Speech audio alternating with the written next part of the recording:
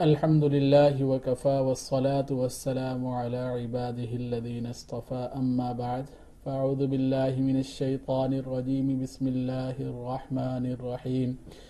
قال فما خطبكم أيها المرسلون آمنت بالله صدق الله مولانا العظيم. معزز ناظرین کرام، بینک اسلامی کے دین کنیکٹ پروگرام کے تحت پیغام قرآن کی 26ویں حصے کے ساتھ آپ کی خدمت میں حاضر ہیں. انشاءاللہ آج ہم 27ویں سپارے کے جو مضامین ہیں اللہ تعالیٰ نے قرآن پاک میں نازل فرمائے ہیں اس کا ایک جھلک، ایک خلاصہ آپ کے سامنے پیش کریں گے. 27واں سپارہ شروع ہوتا ہے اور اس سپارے کے اندر سورہ ذاریات چل رہی ہے، اور جہاں سے سپارہ شروع ہوتا ہے قال فما خطبکم ایھا المرسلون. حضرت ابراہیم علیہ السلام کا قصہ چل رہا ہے جس کے اندر کچھ فرشتے مہمانوں کی صورت میں حضرت ابراہیم علیہ السلام کے پاس تشریف لائے. تو جب ان کے سامنے کچھ کھانے کے لیے پیش کیا تو وہ فرشتے تو نہیں کھا رہے. پھر انہوں نے کہا کہ ہم تو فرشتے ہیں، اور انہوں نے حضرت ابراہیم علیہ السلام کو اولاد کی نعمت سے یعنی خوشخبری دی، نعمت کی خوشخبری دی.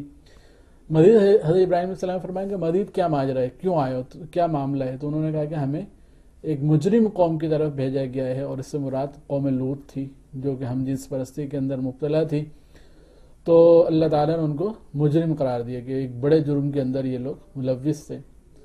اس کے بعد یہ سورۃ الذاریات کے اندر رسالت کی نبی کریم صلی اللہ علیہ وسلم کی حقانیت اور قرآن کی حقانیت کے بعد آخر کے اندر اللہ تعالیٰ نے اس بات کو بیان فرمایا ہے کہ ہم نے انسان اور جنات کو پیدا کیوں کیا ہے. تو اللہ تعالیٰ نے فرمایا کہ پیدا کرنے کا جو مقصد ہے وہ عبادت ہے. عبادت کا مطلب یہ ہے کہ بندگی جس طریقے سے اللہ تعالیٰ چاہے ویسے انسان زندگی گزارے. یہ بات قرآن پاک میں مختلف جگہوں پر ہم نے اس بات کو دیکھا ہے کہ اللہ تعالیٰ یہ نہیں چاہتے کہ ہم سب کچھ چھوڑ کر صرف اللہ تعالیٰ کی عبادت اس معنی میں کہ خالص اپنے نماز پڑھنا شروع کر دیں، روزے رکھنا شروع کر دیں، بلکہ عبادت کا مفہوم یہ ہے کہ جس حالت میں بھی ہوں، چاہے میں آفس میں ہوں، چاہے میں اپنی تجارت میں ہوں، چاہے گھر میں ہوں، ہر جگہ پر اس بات کا دھیان، اس بات کی فکر کہ اللہ تعالیٰ اس وقت میرے سے کیا چاہتا ہے. میں تجارت کروں تو کیسے کروں، میں جب گھر میں ہوں تو میرا مزاج، میرا رویہ اپنے گھر والوں کے ساتھ کیسا ہو،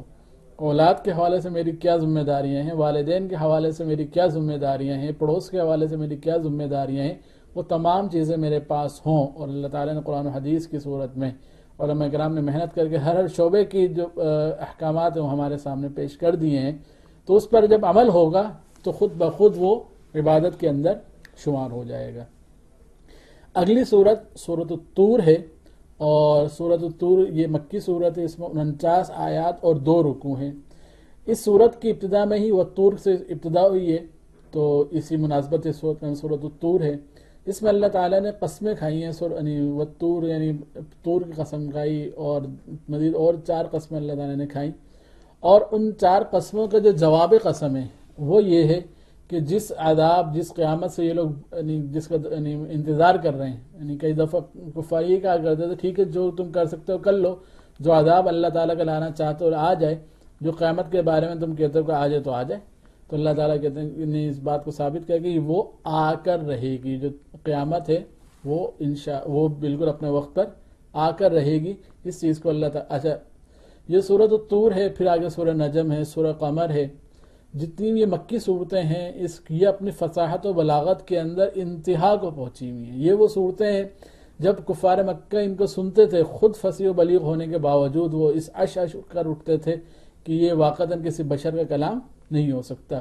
تو قسم کھانا یعنی عرب کے اندر ایک کلام کے فصاحت و بلاغت کے لیے لازمی تھا کہ اس میں کچھ قسمیں بھی کھائی جائیں. تو اللہ تعالیٰ نے بھی قرآن پاک میں مختلف جگہوں پر اپنی مخلوق کی قسم کھائی ہیں. تو وہاں پر اس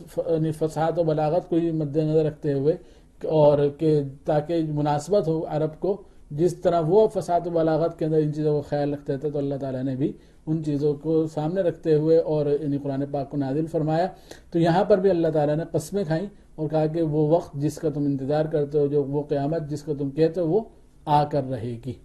پھر اس صورت کے اندر اللہ تعالیٰ نے جنت کے احوال بیان کیے کہ جنت ہوں گے، حور و غلمان ہوں گے، طرح طرح کے پھل ہوں گے، نہریں ہوں گی اور سکون ہی سکون ہوگا. اور ایک اللہ تعالیٰ نے بڑی خوشخبری دی ہے اس صورت کے اندر ہم لوگوں کے لیے، بالخصوص وہ لوگ جن کے والدین دادا پردادا وہ اچھے تھے، متقی تھے، نیک لوگ تھے،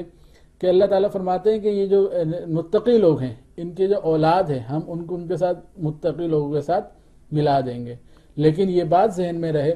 کہ یہ بھی ملحق ہونا یعنی کیا ہے کہ اپنے والدین نیک والدین کے ساتھ ملنا یہ اس وقت ہی ہوگا جب بندہ خود صاحب ایمان ہو. تو اللہ تعالیٰ یعنی رحم کا معاملہ فرمائیں گے اور متقیوں کا اعزاز اللہ تعالیٰ اس طرح فرمائیں گے کہ ان کے اولاد کو بھی ان کے ساتھ ملا دیں گے. تو اللہ تعالیٰ جو ہے ہم خود نیک بنے، اور تو انشاءاللہ اللہ تعالیٰ جو اگر دنیا میں جدائیگی ہوتی بھی ہے تو آخرت میں اللہ تعالیٰ نے ہمیں ساتھ ہی رکھنا ہے. اس کے بعد اگلی سورت سورۃ النجم ہے، اور سورۃ النجم یہ بھی مکی سورت ہے. اس میں 62 آیات اور 3 رکوع ہیں. اس کی ابتدائی آیات کے اندر اللہ تعالیٰ نے والنجم اذا ہوا یعنی ستاروں کی قسم کھائی ہے،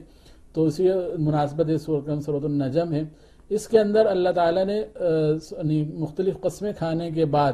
یہ بات بیان فرمائی ہے کہ جو راستہ جس راستے کے قرآن رہنمائی کرتا ہے، جس راستے کے نبی کریم صلی اللہ علیہ وسلم رہنمائی فرماتے ہیں، یہی سیدھا راستہ ہے. جب یہی سیدھا راستہ ہے تو اسی کی طرف انسان کو جانا چاہیے. اس کے بعد پھر اس بات کو اللہ تعالیٰ نے بیان فرمایا کہ جو کچھ نبی کریم صلی اللہ علیہ وسلم کی زبان سے ادا ہوتا ہے وہ وحی ہے. اور اسی بنیاد پر علماء کرام فرماتے ہیں کہ ایک وحی متلو یعنی وہ وحی جس کی تلاوت کی جاتی ہے یعنی قرآن پاک ہے، اور دوسری جو احادیث ہیں جو نبی کریم صلی اللہ علیہ وسلم کی زبان اقدس سے جاری ہوئی وہ بھی وحی ہی ہے. اور آپ صلی اللہ علیہ وسلم وہ وحی غیر مطلوع کہلاتی ہے. تو نبی کریم صلی اللہ علیہ وسلم کی زبان اقدس سے جو کچھ نکلا وہ وحی ہے. اس کے بعد اللہ تعالیٰ اس صورت کے اندر واقع معراج کی طرف اشارہ فرماتے ہیں کہ کس طریقے سے نبی کریم صلی اللہ علیہ وسلم سدرۃ المنتہا تک پہنچے، اللہ تعالیٰ کے قریب ہوئے، اللہ تعالیٰ سے ہم کلام ہوئے، جبرائیل علیہ السلام کی زیارت ہوئی. تو ایک اعتراض کا جواب بھی ہے جو کہ مشرکین کہا کرتے تھے کہ ٹھیک ہے آپ کے پاس فرشتہ آتا ہے لیکن انسان کی صورت میں آیا تو آپ کیسے پہچانتے ہو کہ یہ وہی فرشتہ ہے جو کہ وحی لے کر آیا ہے. تو اس بات کی طرف اللہ تعالیٰ نے فرمایا کہ آپ صلی اللہ علیہ وسلم نے حضرت جبرائیل علیہ السلام کو ان کی اصلی حیت کے اندر کم از کم 2 مرتبہ دیکھا ہے. ایک واقع معراج کے موقع پر اور ایک دفعہ پہلے مکہ کے اندر اللہ کے نبی نے حضرت جبرائیل علیہ السلام کو دیکھا. اس کے بعد سورۃ النجم کے اندر اگلا جو مضمون ہے وہ یہ کہ یہ لوگ ہدایت کے آ جانے کے بعد یعنی قرآن پاک اور نبی کریم صلی اللہ علیہ وسلم کے آ جانے کے بعد بھی اپنی طرف سے گھڑی ہوئی چیزیں، اپنی طرف سے بے بنیاد چیزوں کی اتباع کرتے ہیں. یہاں ہمارے لیے بھی بڑا ایک سبق کا معاملہ ہے کہ ٹھیک ہے مشرک مکہ تو اپنی طرف سے بنائی ہوئی چیزوں پر عمل کرتے تھے، ہمارا کیا معاملہ ہے؟ ہمارے سامنے قرآن ایک پوری کتاب ہدایت کی صورت میں موجود ہے، لیکن اس کے باوجود ہم اس چیز کو دیکھتے ہیں کہ ہم اپنے اعمال کے اندر قرآن کو کتنے فالو کرتے ہیں، بلکہ ہم اس چیز کو فالو کر رہے ہوتے ہیں کہ دنیا کس طرف جا رہی ہے، دنیا کس طرح چل رہی ہے، اور اس کے مطابق اپنی زندگی گزارنے کی کوشش کرتے ہیں. تو میرے دوستوں بہنوں بزرگوں بات یہ ہے کہ جب یہ کتاب ہدایت آ گئی تو باقی تمام راستے بند. اب ہدایت جو ملے گی اور جو کامیابی ملے گی وہ قرآن کی اتباع کے ذریعے سے ہی ملے گی. اور اس کا ہرگز یہ مطلب نہیں ہے کہ اگر کوئی نئی چیز آتی ہے، کوئی امپرومنٹ آتی ہے، کوئی بہتری آتی ہے تو قرآن اس کو ایڈاپٹ کرتا ہے، دین اس کو ایڈاپٹ کرتا ہے. ہاں البتہ کوئی آنے والی چیز کے اندر کوئی ایسی چیز ہے جو دین سے متصادم ہے اور تو اس کے بہرحال مخالفت کی جاتی ہے اور اس کو بچنے کا کہا جاتا ہے. ایک اور سورۃ النجم کے اندر اس کے بعد اگلے جو بات اللہ تعالیٰ نے فرمائی فلا تزکوا انفسکم کہ اپنے آپ کا تزکیہ مت کرو. تزکیہ مت کرنے کا مطلب ہے کہ اپنے آپ کو نیک نہ کہو، اپنے آپ کو بڑا نہ کہو. یہ ایک بڑی برائی ہے. کئی دفعہ ہمارے اندر آ جاتی ہے کہ جب ہم کوئی علم حاصل کر لیتے ہیں، کچھ اپنے عمل کر لیتے ہیں، اس کے بعد ہم سمجھتے ہیں کہ ہم سے زیادہ تو متقی کوئی نہیں ہے، ہم سے زیادہ تو بڑا کوئی نہیں ہے. تو اپنے آپ کو جو ہے خود ساختہ طور پہ اپنے آپ کو عالم کہنا، مفتی کہنا، ساتھ میں متقی کہنا، نمازی کہنا، حاجی کہنا، یعنی اپنے آپ کو اچھا سمجھنا اور اچھا کہنا، یہ اس کی یعنی اس قرآن نے ممانعت کی کہ ایسا نہ کہو. اپنے آپ کو ٹھیک ہے دوسرے سمجھیں. یعنی بہت پیاری دعا اللہ کے نبی نے فرمائی کہ اے اللہ اپنی نظر میں مجھے چھوٹا بنا دیجئے، سامنے والوں کی نظر میں مجھے بڑا بنا دیجئے. تو اپنی نظر میں انسان اپنے جو گناہ ہیں، اپنی جو لغزش ہیں ان پر انسان نظر رکھے اور باقی دوسروں کی جو انسان اچھائیوں کے اوپر نظر رکھے تاکہ اپنے آپ کو یعنی بڑا نہ سمجھے یا اچھا نہ سمجھے۔ اس کے بعد اللہ تعالیٰ نے متقی لوگوں کی صفات بیان فرمائی ہیں کہ متقی لوگ وہ ہیں کہ جب نمبر 1 وہ گناہوں سے بچنے کی حتی الامکان کوشش کرتے ہیں، لیکن پھر بھی اگر گناہ ہو جائیں تو پھر وہ اللہ تعالیٰ سے معافی مانگتے ہیں، اللہ تعالیٰ سے مغفرت طلب کرتے ہیں، اور اللہ تعالیٰ ہی ہے جو کہ معاف فرما دیتے ہیں۔ اور اس ساتھ ساتھ اس صورت کے اندر انفاق فی سبیل اللہ کا بھی تذکرہ ہے کہ اور ترغیب ہے کہ اللہ کی راہ میں خرچ کرنا چاہیے۔ اگلی صورت سورۃ القمر ہے، اور سورۃ القمر یہ بھی مکی صورت ہے۔ اس کے اندر 55 آیات اور 3 رکوع ہیں۔ اس صورت کی ابتدا کے اندر ہی اللہ تعالیٰ نے شق قمر جو نبی کریم صلی اللہ علیہ وسلم کو معجزہ دیا گیا تھا کہ ایک دفعہ یہ کفار مکہ کہنے کوئی معجزہ دکھائیں، اور 14ویں رات تھی تو آپ صلی اللہ علیہ وسلم نے جب چاند کی طرف اشارہ کیا تو چاند 2 ٹکڑے ہو گئے، ایک پہاڑ کے ایک طرف، دوسرا پہاڑ کے دوسری طرف۔ تو یہ اللہ تعالیٰ نے معجزہ دیا، لیکن معاملہ یہ تھا کہ معجزے کی فرمائش تو تھی لیکن دل میں یہ تھا کہ ماننا نہیں ہے۔ تو اس وقت بھی انہوں نے یہ کہا کہ آپ تو جادوگر ہیں، آپ نے ہماری نظر بندی کر دی ہے، اور اس معجزے کو دیکھنے کے بعد بھی ایمان نہیں لائے۔ تو اللہ تعالیٰ نے اس صورت میں اور مزید یہ کہ جو شق قمر کا معجزہ ہے یہ قیامت کی نشانی میں سے ایک نشانی ہے کہ جب قیامت قریب ہو جائے گی تو اس کے بعد اللہ تعالیٰ اس طرح چاند کو 2 ٹکڑے کر دیں گے، جو اللہ کے نبی کے ہاتھ سے اللہ تعالیٰ نے یہ معجزہ جاری فرمایا۔ اس کے بعد پھر اللہ تعالیٰ نے پچھلی امتوں، پچھلی قوموں کا تذکرہ فرمایا اور کہا کہ قوم عاد، قوم سمود، قوم موسیٰ، فرعون کا تذکرہ، اور بہت ہی دردناک یعنی ان کی کیا کہیں گے کہ برائیوں کو بیان کیا، اور یہ کہ ان کو اللہ تعالیٰ نے عذاب دیا۔ یعنی صورتحال یہ ہے کہ ان تمام انبیاء علیہ السلام نے اپنی دعوت دی، قوم نے نہیں مانا اور اللہ کا عذاب ان پر نازل ہوا۔ تو ہر قصے کے بعد اللہ تعالیٰ یہ بات فرماتے ہیں کہ کیف کان عذابی و نذر، کیسا میرا عذاب رہا، کیسا انبیاء کا جو ہے ڈرانا رہا۔ تو نصیحت کے طور پر جیسا اس کا کہ بہت ہی فصاحت و بلاغت کے ساتھ یہ صورتیں بھری ہوئی ہیں، کاش کہ ہم عربی کو سیکھیں اور پھر اس کا چاشنی کا مزہ لیں کہ قرآن میں کتنی چاشنی ہے۔ اور ساتھ ساتھ اگلی جو آیت اللہ تعالیٰ نے بار بار اس صورت کے اندر نازل فرمائی وہ یہ کہ وَلَقَدْ يَسَّرْنَا الْقُرْآنَ لِلذِّكْرِ فَهَلْ مِن مُدَّكِرٍ، کہ ہاں بھئی کوئی ہے جو قرآن کو ہم نے آسان کر دیا ہے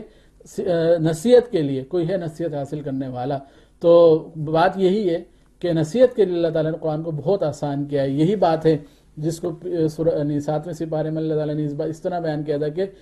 عیسائی جو کہ ایمان نہیں لائے، جب ان کے سامنے بھی قرآن پڑھا جاتا ہے تو ان کے دل نرم ہو جاتے ہیں۔ تو مسلمان تو پھر مسلمان ہیں کہ جب ان کے سامنے قرآن کی تلاوت کی جائے ان کے دل دھڑکنا شروع ہو جاتے ہیں اور ان کے دل پسیج جاتے ہیں، آنکھوں سے آنسو آ جاتے ہیں۔ یہ ایمانی کیفیات ہیں جو قرآن کے تلاوت کے ساتھ انسان کے یعنی مسلمان کے اندر آنی چاہیے۔ تو نصیحت کے لیے اللہ تعالیٰ نے قرآن کو بہت آسان کیا ہے۔ البتہ جہاں تک معاملہ قرآن سے مسائل کا استنباط ہے وہ بہرحال ان لوگوں کا یعنی کیا کہیں گے کہ حصہ ہے جو قرآن کے اوپر مکمل عبور رکھتے ہوں، احادیث پر عبور رکھتے ہوں، اور اس قرآن پاک کے ناسخ منسوخ اور اسی طرح اور دیگر علوم کا صحیح طریقے سے مضبوط علم رکھتے ہوں، پھر وہ لوگ پھر قرآن سے احکامات مستنبط کریں۔ باقی نصیحت کے لیے اللہ تعالیٰ نے بہرحال قرآن کو آسان کیا ہے۔ اور سورت کے آخر کے اندر اللہ تعالیٰ نے پھر ایک پیشن گوئی بھی فرمائی کہ یہ جو کفار مکہ آج اتنے اچھل کے آ رہے ہیں اور اتنے جس طریقے سے یہ تکالیف دے رہے ہیں مسلمانوں کو، لیکن ایک وقت آئے گا جب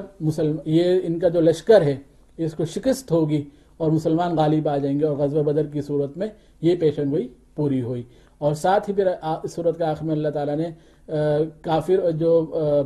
منکرین ہیں اور جو کافر ہیں ان کا انجام بھی بتایا، اور ساتھ ساتھ جو نیک لوگ ہیں متقی لوگ ہیں ان کا انجام بھی بتایا کہ وہ عند ملیک مقتدر، کہ اللہ تعالیٰ کے بعد بہت نعمتوں کے اندر ہوں گے۔ اس کے بعد سورۃ الرحمن شروع ہوتی ہے۔ سورۃ الرحمن مدنی سورت ہے اور اس کے اندر 78 آیات اور 3 رکوع ہیں۔ یہ الرحمن کے ساتھ یہ سورت شروع ہوتی ہے اور انتہائی اپنی فصاحت و بلاغت کی وجہ سے اس کو عروس القرآن بھی کہا جاتا ہے کہ قرآن کے دلہن ہے۔ اس صورت کے اندر اللہ تعالیٰ نے بیک وقت دونوں جو مکلف مخلوق ہیں یعنی انسان اور جنات دونوں کو ایک ساتھ اللہ تعالیٰ نے اس صورت میں خطاب فرمایا۔ صورت کی ابتدا اللہ تعالیٰ نے الرحمن کے ساتھ کی، یہ جو مشرکین تھے وہ دیگر حوالے سے اللہ تعالیٰ کو جانتے تھے کہ ہر چیز کا پیدا کرنے والا اللہ تعالیٰ کی ذات ہے، اور ہاں البتہ چلانے کے اندر یہ کہتے ہیں کہ کائنات کو چلانے میں ہمارے جو دیگر خدا ہیں وہ بھی اللہ تعالیٰ کے نعوذ باللہ معاون ہیں، لیکن جب رحمان کی بات کی جاتی ہے وہ کہتے ہیں کہ ہم رحمان کو نہیں جانتے، تو اللہ تعالیٰ نے تعارف کروایا کہ الرحمن علم القرآن، کہ وہ رحمان کی ذات جس نے قرآن کی جیسی نعمت دی، قرآن کو سکھلایا اور انسان کو بولنا سکھایا، وہ اللہ تعالیٰ نے اپنے رحمان ہونے کا تعارف کروایا۔ سورت کی ابتدا کے اندر پھر اللہ تعالیٰ نے اپنے مختلف نعمتوں کو ذکر فرمایا کہ کس طریقے سے اللہ تعالیٰ نے گندم کے خوشے پیدا فرمائے، انار پیدا فرمائے اور دیگر چیزیں، اور اس کے ساتھ ساتھ پھر اللہ تعالیٰ نے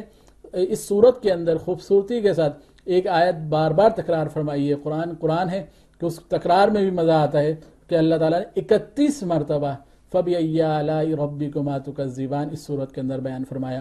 تو پہلے رکوع کے اندر اللہ تعالیٰ نے اپنی نعمتوں کو ذکر فرمایا، پھر اس بات کو بیان فرمایا کہ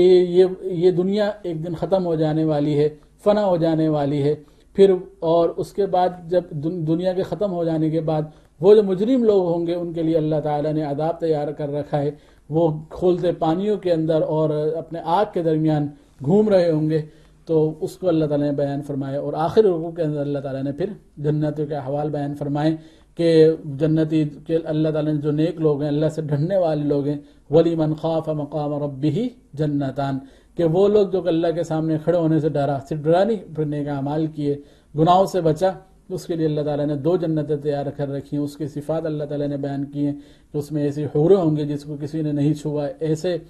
اپنے بستر ہوں گے جو کہ نرم دبیز ریشم کے ہوں گے، اور ہر مختلف قسم کے پھل ہوں گے، پانی ہوگا، اور